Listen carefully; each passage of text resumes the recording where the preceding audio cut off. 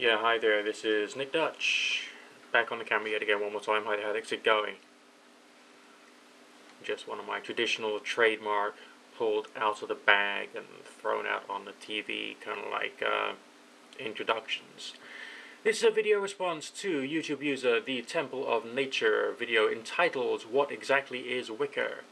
And all I can give you is my take. I also read Triumph of the Moon. I don't know whether you and I got the same things from that particular book. I think what it portrayed for me was a group of people who were very desperate to try and do anything to justify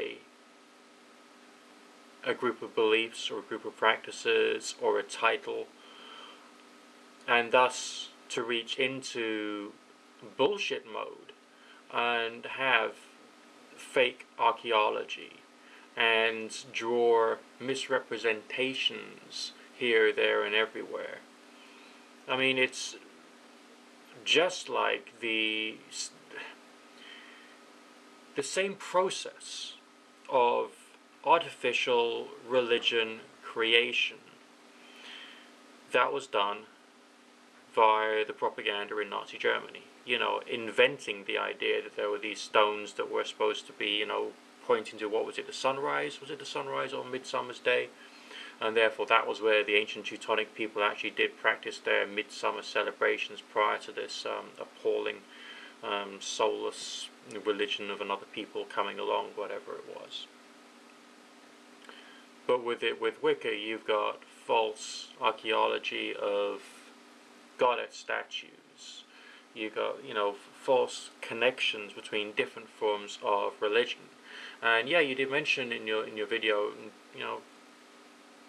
things such as the Rosicrucians, the Golden Dawn, the Theosophists, and the idea that there is some kind of ancient doctrine which has been passed on throughout all of these things, which was the idea of Alphonse Louis Constant, who was a Christian, actually, not a pagan. He believed in an ancient tradition. I mean, it was a falsehood. It was a lie. There isn't an ancient tradition that's been passed on, but there is this instinctive drive towards faith of some description which human beings seem to have. And whether this is the faith of a particular orthodox or state-approved religion, or whether this is something which is invented or discovered by the individual, is essentially up to the individual. With some people, it's the choosing to develop a, in inverted commas, belief in an attitude towards the way in which the world seems to work, and this becomes, or seems to fulfill, very similar functions to that of a form of religion.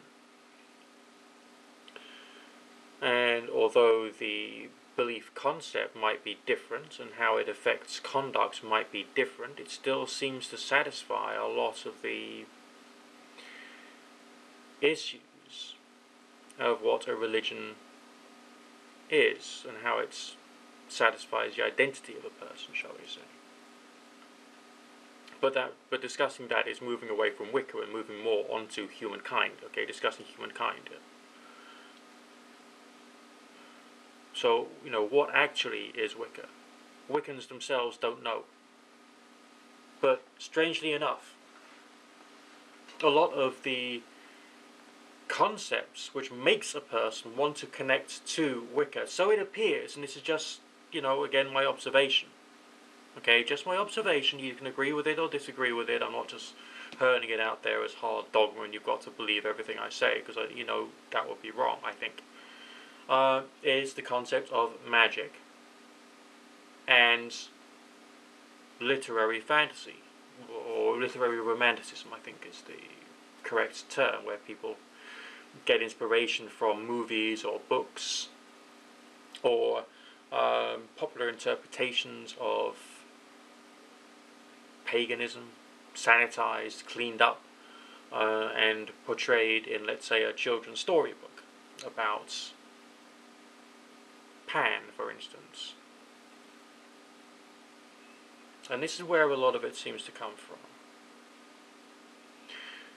one of the reasons that I tackle and attack the literalist attitudes towards magic quite so much is because there is this strong evangelism within pagan culture, and possibly, or arguably, Wiccan culture to the most part, which says that magic is true, full stop. Okay? Namely that one can modify the seasons, bring about a new lover into someone's life, and give you the skills of prophecy and so on and so forth, as a result of prattling around in a circle, naked, waving your wand at all and sundry. Which is, of course, another gross misrepresentation. And, of course, it goes back to that quote from Aleister Crowley, magic being the art and science of change and conformity with the will, but that was not talking about ritual and ceremony, that was talking about life being the art and science of change and conformity with the will, not prattling around in a circle waving your wand at all and sundry, okay? Just life. Because then the second definition which Crowley gives is the magic of tradition, which is unempirical and therefore unscientific. Okay, and therefore that's just psychic investigation or experimentation.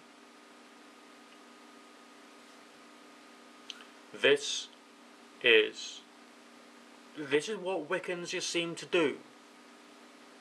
They misrepresent to portray an argument, but they need to think more about what is the case rather than what they would like other people to think is the case. And if that more rational approach could be brought into Wicca, that would be a good thing in my humble opinion, okay? That's just my humble opinion. But I think, we can leave it at that. You can disagree with me if you want.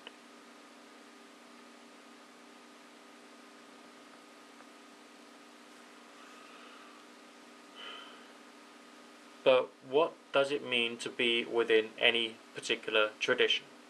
Any particular tradition? Very little. I mean, you got that aspect of being religious, which is academic. Creatively writing down different meanings as to what a God concept could be. For instance, you've got another one which is action-driven, and it is bringing, let's say, the concept of the religion into the real world, such as, let's say, if compassion was something that you believed in, maybe doing something charitable, or becoming part of a charity that cared for the homeless, or the poor, or the destitute, or those recovering from drink and drugs, or whatever it is.